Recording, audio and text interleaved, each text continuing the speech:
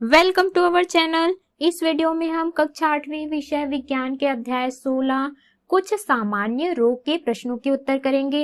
इस वीडियो को सुनने मात्र से ही आपको सारे प्रश्नों के उत्तर याद हो जाएंगे। तो अगर आपने हमारे चैनल को अभी तक सब्सक्राइब नहीं किया है तो जल्दी से सब्सक्राइब कर लीजिए और इस वीडियो को लाइक कर अपने फ्रेंड्स को जरूर शेयर करें। तो चलिए शुरू करते हैं। सबसे पहले हम पाठ्य पुस्तक के मध्य के प्रश्नों के उत्तर करेंगे। तो इनके उत्तर दीजिएगा। सबसे पहला प्रश्न है, हैजे के प्रमुख लक्षण लिखें। इसका उत्तर है, हैजे के प्रमुख लक्षण निम्न हैं। पहला, रोगी को सफेद व पतले दस्त होते हैं। दूसरा, पेट की पेशियों में ऐंठन व मरोड़ होती है। तीसरा, रोगी की धसी हुई आंख, पिचके गाल, निम्न रक्तचाप व कमजोरी। चौथा, बहुत अधिक लंबे समय तक दस्त होते रहने से शरीर में जल की कमी हो जाती है। प्रश्न दूसरा है, टाइफाइड का संक्रमण कैसे होता है। इसका उत्तर है, टाइफाइड साल्मोनेला टाइफी नामक जीवाणु से होता है। रोगग्रस्त रोगी के थूक, उल्टे, मल मूत्र आदि में इसके जीवाणु होते हैं जो मक्खियों द्वारा भोजन व जल स्रोत में पहुंचकर उन्हें दूषित कर देते हैं। प्रश्न तीसरा है, टाइफाइड शरीर के किन अंगों को प्रभावित करता है। इसका उत्तर है, टाइफाइड शरीर के आंत में पहुंचकर उसकी दीवार को क्षतिग्रस्त करते हैं। प्रश्न चौथा है, यदि किसी रोगी के शरीर में पानी की कमी हो जाए तब आप क्या घरेलू उपचार करेंगे। इसका उत्तर है, यदि किसी रोगी के शरीर में पानी की कमी हो जाए तो उसे 1 गिलास गुनगुने गर्म पानी में 1 चुटकी नमक व 1 चम्मच शक्कर मिलाकर जीवन रक्षक घोल तैयार करके रोगी को पिलाना चाहिए। अगला है, इनके उत्तर दीजिएगा। पहला प्रश्न, परजीवी प्रोटोजोआ से होने वाले रोग कौन कौन से हैं। इसका उत्तर है, परजीवी प्रोटोजोआ से होने वाले रोग मलेरिया, पेचिस, अतिसार, डायरिया आदि हैं। प्रश्न दूसरा है, मलेरिया फैलने का प्रमुख कारण क्या है। इसका उत्तर है, मलेरिया फैलने का प्रमुख कारण मादा एनाफिलिस मच्छर है। प्रश्न तीसरा, दस्त तथा अतिसार के रोगी का प्राथमिक उपचार कैसे करेंगे। इसका उत्तर है, दस्त तथा अतिसार के रोगी को प्राथमिक उपचार के तहत चावल का मांड, हल्की चाय, दाल का पानी, नारियल का पानी, नमकीन लस्सी, नींबू की शिकंजी में से जो उपलब्ध हो उसका लगातार सेवन कराना चाहिए। प्रश्न चौथा है, मलेरिया के रोगाणु एवं वाहक का नाम लिखिए। इसका उत्तर है, मलेरिया के रोगाणु प्लाज्मोडियम नामक परजीवी प्रोटोजोआ है एवं वाहक का नाम मादा एनाफिलिस मच्छर है।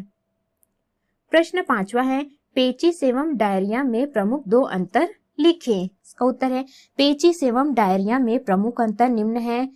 पहला, पेचिस अधिक समय तक दस्त होने से मल के साथ रक्त, श्लेष्मा अथवा आंव भी आता है। डायरिया, इसमें लगातार पतले दस्त होते हैं। पेचिस, इसमें हल्का ज्वर भी होता है। डायरिया, इसमें ज्वर नहीं होता। पेचिस ये आंत की झिल्ली से हृदय व तिल्ली में पहुंचकर घाव बनाते हैं। डायरिया, इसमें डिहाइड्रेशन के कारण मृत्यु भी हो सकती है। अगला है, इनके उत्तर दीजिएगा। पहला प्रश्न, छोटी माता के लक्षण लिखिए। इसका उत्तर है, छोटी माता के लक्षण निम्न है। पहला, रोगी को हल्का या मध्यम बुखार रहता है। दूसरा, बेचैनी के साथ पीठ व जोड़ों में दर्द होता है। तीसरा, बीमारी के संक्रमण का सबसे अनुकूल समय दाने निकलने से 2 दिन पहले तथा उसके 14 दिनों बाद तक रहता है। चौथा, तीव्र स्थिति में शरीर दानों से भर जाता है। प्रश्न दूसरा है, पोलियो वायरस किस अंग को प्रभावित करता है। इसका उत्तर है, पोलियो वायरस संक्रमित व्यक्ति की आंत की दीवार में अपनी संख्या में वृद्धि कर लसिका और रक्त प्रवाह के द्वारा केंद्रीय तंत्रिका तंत्र में पहुंचकर पैरों की पेशियों को नियंत्रित करने वाली तंत्रिकाओं को नष्ट करता है। इस प्रकार पैरों की पेशियां अपना कार्य सही ढंग से नहीं कर पाती हैं, अतः संक्रमित व्यक्ति का पैर जीवन भर के लिए लकवाग्रस्त या अपंग हो जाता है। प्रश्न तीसरा है, ओपीवी क्या है? इसका उत्तर है ओपीवी का अर्थ है ओरल पोलियो वैक्सीन। प्रश्न चौथा है, पोलियो का संक्रमण किसके द्वारा होता है? इसका उत्तर है पोलियो का संक्रमण विषाणु के द्वारा होता है। अगला है, इनके उत्तर दीजिएगा। पहला प्रश्न, रेबीज का प्रमुख लक्षण क्या है? इसका उत्तर है रेबीज का प्रमुख लक्षण है जल से डरना। प्रश्न दूसरा, एड्स के विषाणु का पूरा नाम लिखिए। इसका उत्तर है एड्स के विषाणु का पूरा नाम HIV अर्थात इम्यूनोडेफिशिएंसी वायरस है। प्रश्न तीसरा, सिकल सेल रोग के क्या लक्षण हैं? इसका उत्तर है सिकल सेल रोग के लक्षण निम्न है। पहला, खून की कमी के कारण शरीर का रंग सफेद दिखाई देता है। दूसरा, जल्दी थकान और सांस फूलना। तीसरा, बार बार बुखार और सर्दी होना। चौथा, तिल्ली का आकार बड़ा होना। पांचवा, बच्चों के विकास में रुकावट। छठवां, चिड़चिड़ापन, खान पान में अरुचि। सातवां, हाथ पैर की उंगलियां, जोड़ों में सूजन तथा दर्द होना। प्रश्न चौथा है, सामान्य लाल रक्त कोशिका और हंस्याकार लाल रक्त कोशिका में क्या अंतर होता है? इसका उत्तर है सामान्य लाल रक्त कोशिका और हंस्याकार लाल रक्त कोशिका में अंतर। सामान्य लाल रक्त कोशिका ये गोलाकार होते हैं। हंस्याकार लाल रक्त कोशिका ये हंस्याकार होते हैं। सामान्य लाल रक्त कोशिका मुलायम व लचीले होते हैं। हंस्याकार लाल रक्त कोशिका लचीला, कम तथा अपेक्षाकृत कड़े होते हैं। सामान्य लाल रक्त कोशिका ये रक्त वाहिनियों में आसानी से बह सकते हैं। हंस्याकार लाल रक्त कोशिका ये रक्त वाहिनियों में फंस जाते हैं। सामान्य लाल रक्त कोशिका का जीवन काल 120 दिनों का होता है, जबकि हंस्याकार लाल रक्त कोशिका का जीवन काल 20 दिनों का होता है। अगला है अभ्यास के प्रश्न। प्रश्न पहला, रिक्त स्थानों की पूर्ति कीजिए। पहला, निर्जलीकरण रोकने के लिए रोगी को जीवन रक्षक घोल बार बार पिलाना चाहिए। दूसरा, मादा एनाफिलीज मच्छर के काटने से मलेरिया रोग होता है। तीसरा है, एक स्वस्थ बच्चे को अचानक छींके आई और उसकी नाक बहने लगी, उसे सर्दी जुकाम रोग हो सकता है। चौथा, एक बच्चे का एक पैर बहुत अधिक मोटा व एक पैर सामान्य है, उसे हाथी पांव रोग है। पांचवा है, लिम्फ वाहिनियां कृमि द्वारा संक्रमित होती हैं। छठवा है, पोलियो एवं रेबीज रोग में केंद्रीय तंत्रिका तंत्र प्रभावित होता है। प्रश्न सातवां है, मनुष्य के शरीर में प्रवेश करके HIV वायरस श्वेत रक्त कोशिकाओं को नष्ट करता है। अगला है प्रश्न दूसरा, सही व गलत कथन पहचान कर गलत कथन को सही कर लिखे। पहला, TAB का टीका टाइफाइड के लिए लगाते हैं, इसका उत्तर सही है। दूसरा, तपेदिक विब्रियो कॉलेरी द्वारा होने वाला संक्रामक रोग होता है, इसका उत्तर है गलत। हैजा विब्रियो कॉलेरी द्वारा होने वाला संक्रामक रोग है। तीसरा, मच्छर से बचने के लिए मच्छरदानी लगाकर सोना चाहिए, इसका उत्तर ये सही है।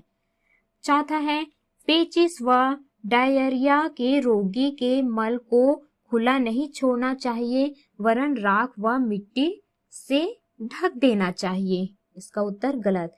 हैजा व मोतीझीरा के रोगी के मल को खुला नहीं छोड़ना चाहिए, वरन राख व मिट्टी से ढक देना चाहिए। पांचवा, सर्दी व इन्फ्लुएंजा के रोगाणु रोगी के रुमाल व तौलिए के उपयोग से स्वस्थ व्यक्ति तक पहुंच, इसका उत्तर है गलत। सर्दी व इन्फ्लुएंजा के रोगाणु रोगी के रुमाल व तौलिए के उपयोग से स्वस्थ व्यक्ति तक पहुंचते हैं। छठवां है, फाइलेरिया से बचने के लिए मच्छरों को नष्ट कर देना चाहिए। इसका उत्तर है गलत। फाइलेरिया से बचने के लिए DEC की खुराक लेनी चाहिए। 7वां है, रेबीज सभी कुत्तों बिल्लियों के काटने से होता है। इसका उत्तर गलत है। रेबीज संक्रमित कुत्तों बिल्लियों के काटने से होता है। प्रश्न तीसरा है, सही विकल्प चुनकर लिखिए। पहला, जीवाणु एवं विषाणुओं से होने वाला रोग है संक्रामक रोग। दूसरा, BCG के टीके का उपयोग किस रोग के लिए होता है? तो इसका उत्तर है ट्यूबरकुलोसिस। तीसरा, निम्न में से कौन सा जीवाणु जनित रोग है? तो इसका उत्तर है टाइफाइड। चौथा, मलेरिया के रोगाणु का वाहक है। तो इसका उत्तर है मादा एनाफिलिस मच्छर। पांचवा, निम्न में से किस रोग में ठंड तथा कपकपी के साथ बुखार आता है? इसका उत्तर है मलेरिया। छठवा है, प्रोटोजोआ से होने वाला संक्रामक रोग है। तो इसका उत्तर है उपर्युक्त सभी। सातवां है, पेचिश रोग होता है दूषित पानी पीने से। प्रश्न चौथा है, निम्नलिखित प्रश्नों के उत्तर दीजिए। प्रश्न पहला, बच्चों को तपेदिक से बचाने के लिए क्या क्या करना चाहिए? इसका उत्तर है बच्चों को तपेदिक से बचाने के लिए रोगी व्यक्ति से दूर तथा BCG का टीका लगवाना चाहिए। प्रश्न दूसरा है, निर्जलीकरण क्या है? इसे दूर करने के उपाय क्या हैं? इसका उत्तर है शरीर में जल की कमी होने को ही निर्जलीकरण या डिहाइड्रेशन कहते हैं। इसे दूर करने के लिए जीवन रक्षक घोल बनाकर बार बार पिलाना चाहिए। अगला है प्रश्न तीसरा, यदि आपके घर के आसपास बहुत गड्ढे हैं, उसमें पानी भी भरा है, मच्छर भी बहुत है, तब आपको कौन से रोग हो सकते हैं? इसका उत्तर है हमें मलेरिया, हाथी पांव रोग हो सकते हैं। प्रश्न चौथा, आपके साथी को पेट में ऐंठन व मरोड़ के साथ पतले दस्त हो रहे हैं, क्या आप बता सकते हैं कि उसे क्या और क्यों हुआ है? इसका उत्तर है हमारे साथी के पेट में ऐंठन व मरोड़ के साथ पतले दस्त हो रहे हैं तो अतिसार डायरिया हो गया है। इसका कारण दूषित भोजन एवं जल द्वारा आंत में संक्रमण है। प्रश्न पांचवा है, किन्हीं दो विषाणु जन्य रोगों के नाम तथा लक्षण लिखिए। इसका उत्तर है दो विषाणु जनित रोग पोलियो, रेबीज है। पोलियो के लक्षण निम्न है। पहला, जुकाम के साथ बुखार आता है व उल्टियां होती है। दूसरा, बुखार के कारण गर्दन अकड़ जाती है। तीसरा, मांसपेशियां सिकुड़ जाती है एवं कार्य करना बंद कर देती हैं व दर्द होता है। चौथा, पैरों की मांसपेशियां कमजोर हो जाती हैं। रेबीज के लक्षण निम्न हैं। पहला, जल से डरना ही मुख्य लक्षण है। दूसरा, तेज बुखार, सिर दर्द एवं बेचैनी रहती है। तीसरा, गले में अवरोध के कारण आवाज दबी दबी रहती है। चौथा, नाड़ियों के फटने से लकवा भी हो सकता है। प्रश्न छठवां है, मक्खियों के द्वारा कौन कौन से रोग फैलते हैं? इसका उत्तर है मक्खियों के द्वारा हैजा, पेचिश, अतिसार, डायरिया और पीलिया के रोग फैलते हैं। प्रश्न सातवां है, विवाह पूर्व रक्त जांच की रिपोर्ट क्यों देखी जानी चाहिए? इसका उत्तर है विवाह पूर्व रक्त जांच की रिपोर्ट इसलिए देखी जानी चाहिए क्योंकि सिकल सेल रोग का धारक वाहक का विवाह यदि सिकल रोग वाहक से होता है तो उसके बच्चे भी सिकल सेल के रोगी ही होंगे। तो इस प्रकार से हमने इसके सभी प्रश्नों के उत्तर किए। इस वीडियो को सुनने मात्र से ही आपको सारे प्रश्नों के उत्तर याद हो जाएंगे। तो अगर आपने हमारे चैनल को अभी तक सब्सक्राइब नहीं किया है तो जल्दी से सब्सक्राइब कर लीजिए और इस वीडियो को लाइक कर अपने फ्रेंड्स को जरूर शेयर करें।